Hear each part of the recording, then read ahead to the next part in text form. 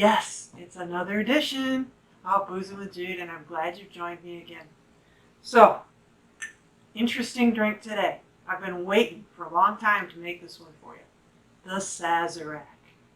Yeah, the Sazerac is the official drink of Louisiana.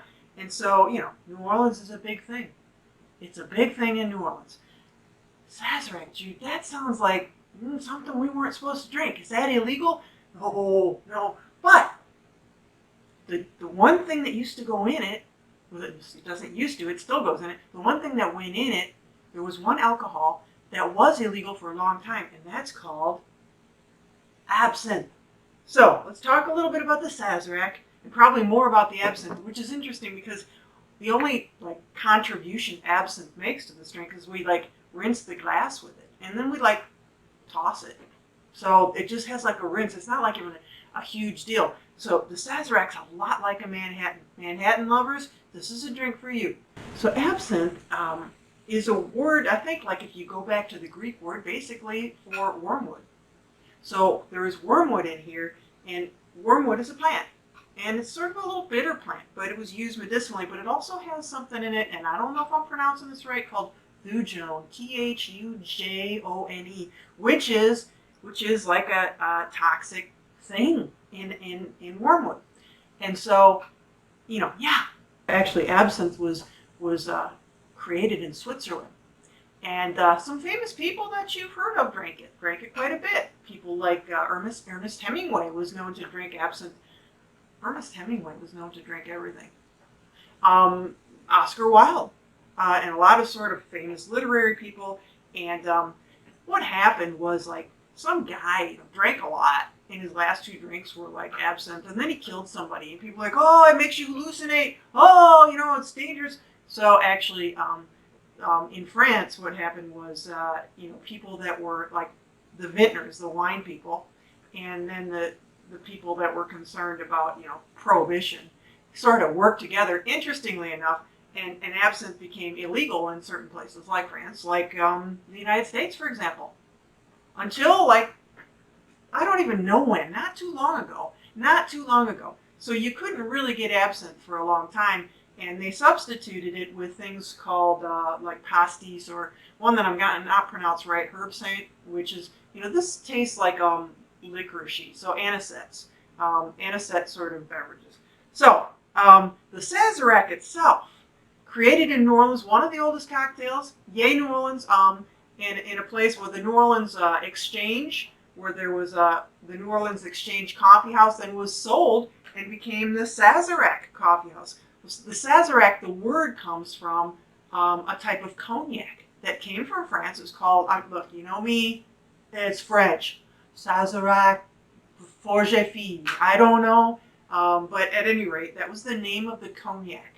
And so they called the place to drink the Sazerac House, and they, served it with absinthe, and there you go, Sazerac. Now, it was made with cognac originally, but late in the later 19th century, let's see if I get my dates right. I'm terrible with dates. There was a sort of infection of the vines of the grapes in France, and it was like a Latin name. So it was killing off the grapes, and so cognacs and brandies, became impossible to get, and so the Sazerac drink they substituted cognac. I don't know why I keep picking up this bottle of absinthe. They substituted cognac with rye. So the Sazerac, when you order this drink, you can argue that it could be made with cognac, it could be made with rye. Some people make it with bourbon, but I will tell you this. There's a process to this, and people are very, very particular about how the Sazerac is to be made. In fact, it is the one drink that I know of. It comes in an old-fashioned glass, but you don't serve it with any ice in it. You stir it and get it chilled, but no ice in it, and while you squeeze a lemon twist into it, you do not let that touch the glass. So no garnish either. Not on ice, not on garnish. Interestingly enough, there's a bar in New Orleans called the Sazerac, and they serve it with ice, and they serve it and then they garnish it with a lemon peel. So you know what? I say they can do what they want because, they're called the Sazerac House and they're in New Orleans.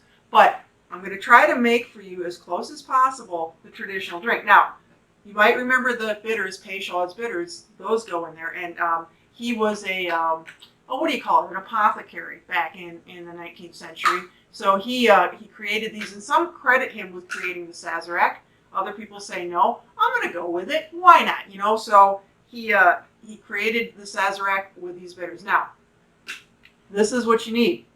Peychaud's bitters, because they're also like an anisette tasting bitter. It's supposed to go in the drink. I'm going to put mostly Peychaud's. I'm going to do one drop of Angostura, okay? But this is the bitter you need. So, if you don't have that, some people say, and I'm one of them, it ain't a Sazerac.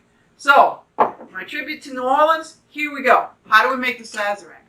Well, we take this. What is this? This is a pitcher. We're going to take a pitcher, and we're going to take a sugar cube. Now, you can do simple syrup. You could just do a little sugar, but this is the traditional way. Throw that in the bottom and take your bitters. So I'm going to do about 4 generous dashes of the Peychaud's bitter right on top of the sugar cube. I'm just going to do 1 of the Angostura bitter just to bring out a little bit of that flavor. And then we're going to muddle it. We're going to muddle until the cows come home. So we're going to get that sugary cube down, and I like the kind of grainy texture that the sugar cube has for the drink. And you make it into a paste at the bottom. So that's what I'm doing.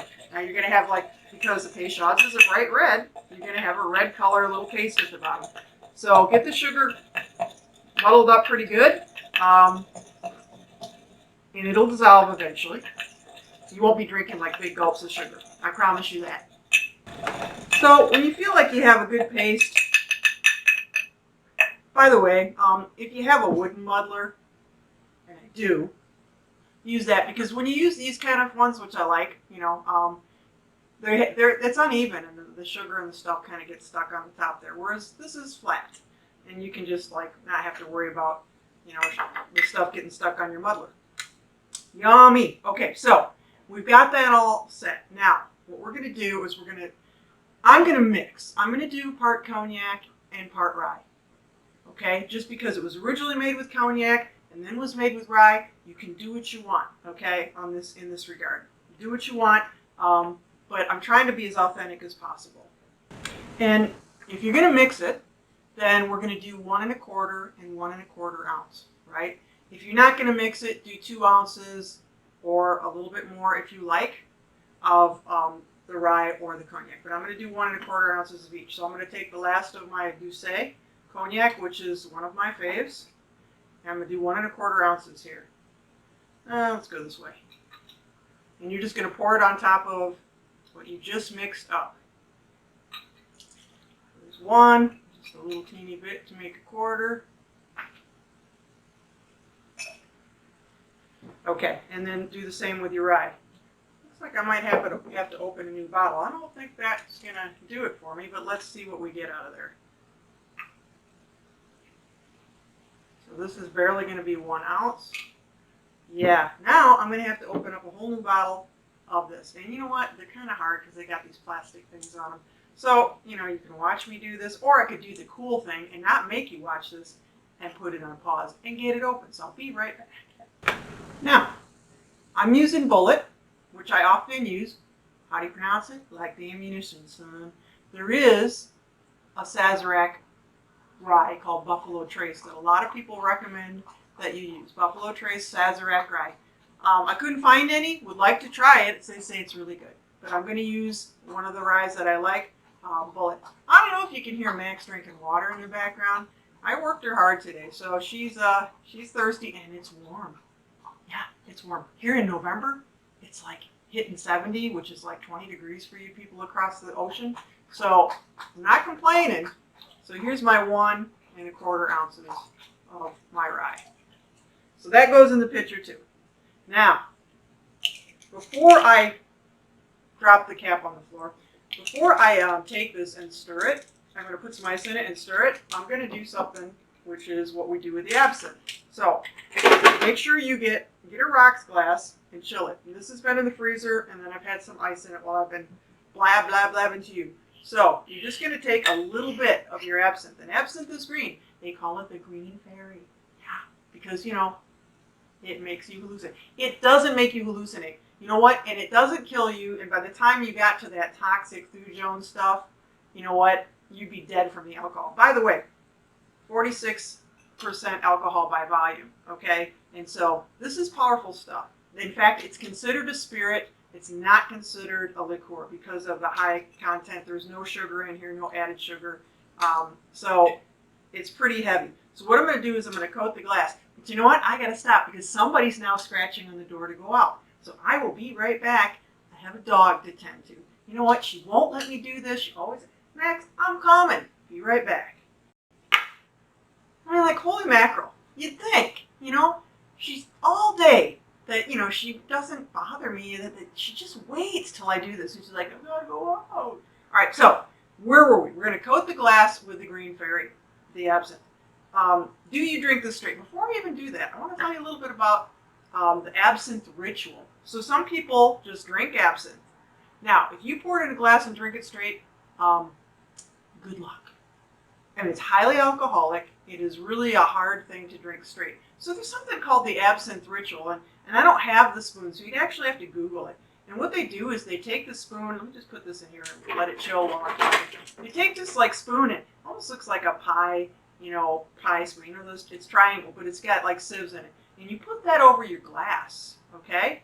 So you put that over your glass, the absinthe's in the glass, and you put that over your glass, and then they actually have these things that like these absinthe drainers. It's like a big bottle of ice cold water, and they've got these little, I don't know, you know, siphons, and you put your glass and you put the spoon, the pie-shaped spoon, on top of your glass with a cube of sugar on it, or two if you need it, and then you open up the little faucet, and it drips ice cold water, one drip at a time, and dissolves the sugar down into the green fairy, into the absinthe, and then it's supposed to get like a cloudy color. I think they call it louche, Louche, which is how, you know, how cloudy it gets. So, and that's how you're supposed to drink it. It's a ritual. It's a beautiful ritual.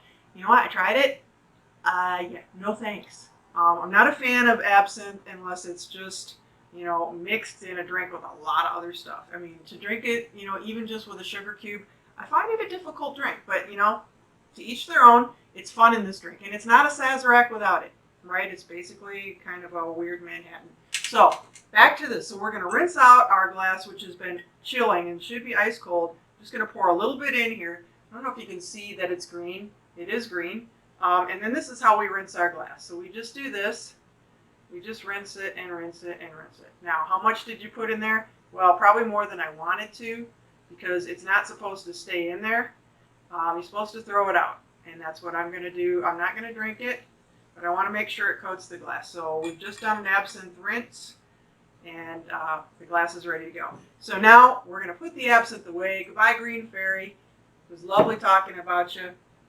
You can get it. You can get it in a lot of places. It's not cheap. I mean, that was a less expensive bottle. But, you know, there are some drinks you can't make without it. And so if you're like really wanting to expand your drink tastes, you got to have the absinthe, I'm sorry to say. So we've filled our pitcher up with some water, and I'm just going to take it and really want to give it a good stir. Now, some people say like, you know, several minutes. Well, I'm not going to keep you here several minutes. I have a hard time getting that ice stirring. There we go. So I'm not going to keep you here several minutes, but you want to get it to where you can feel the pitcher cold. Okay, this is a drink that needs to be ice cold. You want your glass ice cold, because remember, we're going to strain this. We're not going to have any ice in it. Okay, it's just going to be, and it's, you know, pure alcohol is what it's going to be. I don't mind.